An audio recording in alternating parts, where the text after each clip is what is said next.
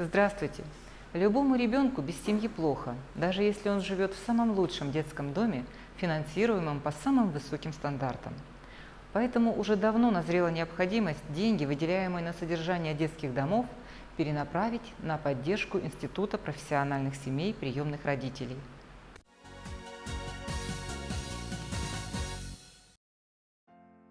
Я Костя, мне 8 лет, и я люблю играть на улице, спортом заниматься, приседать, отжиматься. Это мой брат Алеша. Здрасте, меня зовут Леша, мне 8 лет. Я учусь во 2 классе. Мои любимые предметы это математика, технологии, литература, язык, легкая атлетика, физкультура. А больше всего я люблю на улице играть с снежками, кидаться. Костя и Леша не просто братья, но еще и лучшие друзья.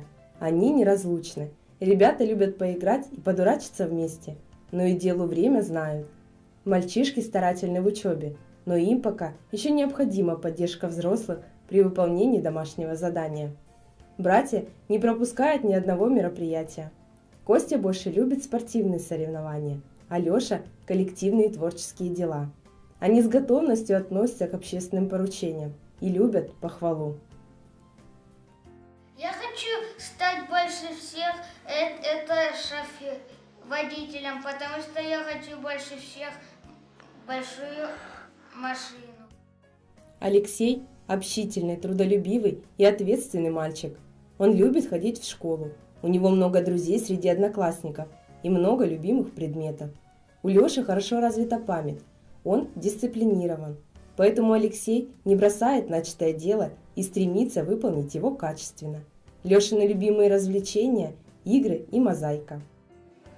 И я хочу стать поваром, потому что они так вкусно готовят, хочу их тоже есть. Константин – спокойный, упорный и открытый паренек.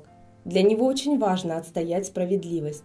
Среди любимых занятий Кости – спорт и рисование. Он всегда готов помочь детям помладше и уважительно относится к старшим.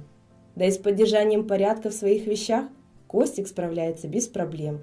Костя активен на школьных уроках и старается писать в тетрадке аккуратно. Леше и Косте нравится быть вместе. Они ни в коем случае не хотят разлучаться. Но мальчики мечтают о времени, когда рядом появятся мама и папа. Вместе они заживут в гармонии, любви и дружбе.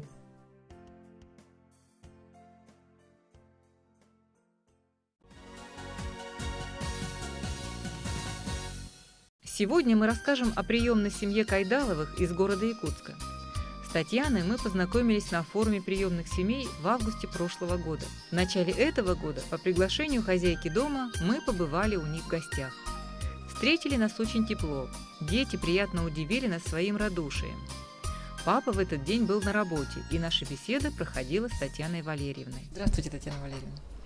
Сегодня мы приехали к вам в гости, чтобы услышать историю вашей семьи. Можете вы нам немножко рассказать, как детки появились у вас?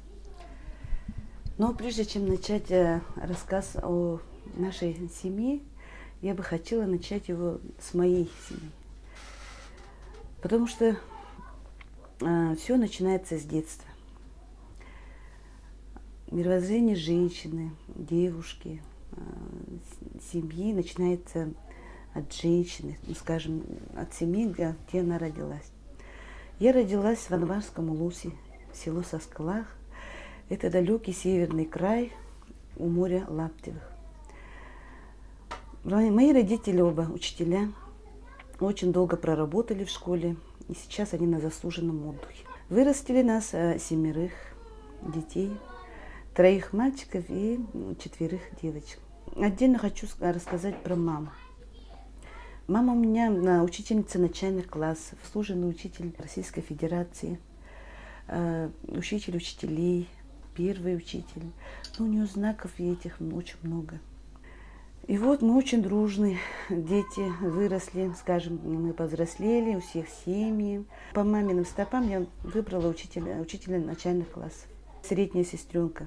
Выбрала тропу по папиной стезе учителя якутского языка и литературы. Старший брат у меня Михаил, физкультурник. Средний брат тоже физкультурник, спортсмен. Брат Егор выучился на юриста в Уральском юридической академии. Младшая сестра Мария стала учителем технологии. И младшая сестренка моя, вот Сардана, сейчас она работает в своей деревне терапевтом в Юнухае. Ну, вы знаете, большая семья, это дает такие задатки, мощную энергию на всю будущую жизнь детей, которые росли вместе. Спасибо, конечно, родителям. А как в вашей семье появились дети? Вот это очень интересно. Мы очень долго не могли иметь детей. С какой-то стороны это тоже помогло. А может быть, и сам Бог велел, судьбе как-то было угодно, чтобы мы взяли детей из детского дома. Муж всегда говорил: не печалься, дорогая, детей много. Вот в детских домах ты можешь любого взять и воспитать. Вот у него такая реплика была, когда даже детей мы не планировали брать. Я говорю: эх, да что ж такое, говорю. У нас на севере не было детских домов. Все у родственников росли. И, видимо, у меня тоже в генном уровне тоже это есть. Поэтому мне очень спокойно пришлось вот это принять, как это естественно. И вот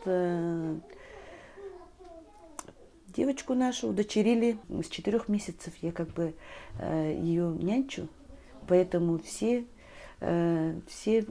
проблемы, которые связаны с малышом, я уже знаю.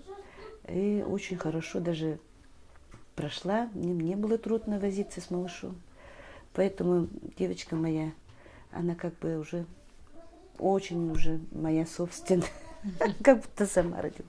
И уже без нас души не чает. Мальчишки, они у нас появились 2 года тому назад. Уже 2-й год идет. В мае, нет, в апреле или в каком-то из выпусков телепередачи «Будем вместе», я увидела передачу, но не про них было это. Это было про детей, которые хотят семью. Это первая семечка, которая упала в мое сердечко. Мы уже, Агина уже выросла, а мы еще можем взять детей. И вот это семечко, оно проросло. И вдруг в одной из изданий «Якутского вечернего» тоже рубрика была. Небольшая такая газетная полоса, где фотографии детей из детских домов тоже ищут своих родителей. Я, конечно, уже воочию увидела и уже воочию стала думать про себя. В общем, мы собрали документы, подали и сказали тихонечко: вот этих детей мы заберем, когда у меня каникулы начнутся. А каникулы начнутся со 2 июня. Понимаете? Этих детей никому не отдавать. И вот получилось так, что они уже знали, что мы приедем за ней через 2 месяца. Ну, я имею в виду руководство детского дома. Ой, как мы их первое время валялись, купались в этой любви детской, безграничной. А потом они хорошо адаптировались, да? Да, адаптировались. Как вас восприняли? Хорошо. Но постепенно эйфория закончилась. Дети есть дети. Мне слишком шаловливыми, оказывается, были. Слишком баловливыми. И пришлось уже нянчиться уже как бы построже. Стали уже более спокойны. Ну, вообще вот воспитание мальчиков же все-таки больше роли, наверное, папы, да, принадлежит? Как папа вообще относится? Да. Ой, папа с ними любит играть. Вот я не умею играть. Я в школе учительница, дома учительница. В школе много детей, дома уже как бы, да, немножко же шумновато. Но папа с ними возится. Любит он детей. И с ними строго, да, с мальчишками строго. Девочка, он по-другому относится. Афанасий Виссарионович тоже из многодетной семьи. Его мама Лидия Гаврилевна одна воспитала детей и смогла привить всем ответственность как в работе, так и в жизни. По профессии глава семьи электросварщик. Интерес к технике он передает своим мальчикам. А еще сыновья с восторгом рассказывают о лесной дичи, которую папа приносит с охоты. В выходные дни вся семья вместе с родственниками и друзьями проводит время на природе, и это их еще больше сплачивает. У нас свои особенные отношения. Вот я отношусь так, как мне относится вот дочка моя к ним. И не как относятся, мы друг друга как бы дополняем. Каждый не сюсюкается, как с малышами. У каждого свое отношение. Поэтому они знают, если мама устала, значит нельзя баловаться. Если папа смотрит телевизор, значит надо не шуметь, а отойти в сторонку, там тихо, мирно играть. А если Айгена устала, значит, Айгена занимается своими делами, не комната, говорит. И они тоже по-своему тихо начинают играть. В принципе, у нас, скажем, сложились отношения с этими детьми. И они, как будто они уже давным-давно, как будто я их сама уже родила, и уже знаю их характер, повадки, скажем, кто что хочет, не хочет, кто что умеет, не умеет. В принципе, мы уже адаптировались друг к другу. Глава семьи когда-то утешил свою супругу словами о том, что у них в любом случае появятся дети, даже если они будут приемными. Афанасий и Татьяна на собственном опыте убедились в том, что, отдав частицу своей души малышам, они получили 100-крат умноженную любовь и счастье. Отец – это всегда надежное плечо, а мама – это нежное сердце, способное дарить тепло и радость. Какая мама? Мама хорошая, добрая, умная.